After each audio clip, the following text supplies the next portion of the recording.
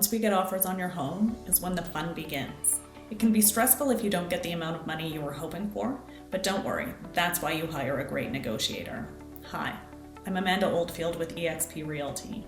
Not every realtor understands the importance of good negotiating, which I find a little alarming, because knowing how to properly negotiate on your behalf is essential, not just for getting you the most amount of money on your home, but also for getting you the best terms. Once we do receive an offer on your home, there's a few essential components that need to be done prior to meeting with you to discuss the offer. I always like to vet the buyer by calling their agent and making sure that the buyer is truly qualified, asking critical questions, find out about how motivated they are and in love with your property the buyer is. During this process, we learn a little bit about the buyer's agent and their lender to ensure that they are experienced and have properly educated their buyer, to get an idea how likely the buyer is going to be able to complete. Believe it or not, the buyer's agent actually is just as important as ensuring the deal will close as the buyer's qualifications.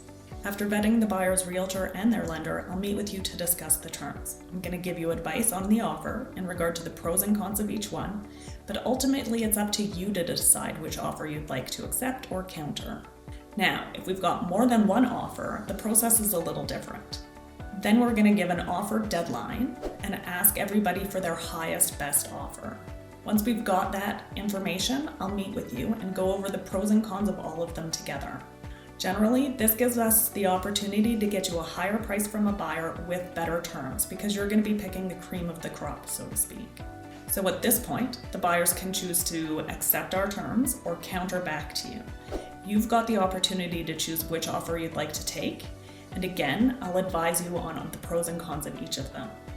Once we do come to terms, congratulations, you now have an accepted conditional offer. Watch the next video below to see and understand what happens now and what to expect regarding timelines. Understand that in most cases, if you're dealing with a loan, the average time frame to close on a home is about 45 days, give or take. If you're dealing with cash, then you can close in as little as 3 days, but 14 is more realistic. I'm Amanda Oldfield with EXP Realty, and I'm here to help.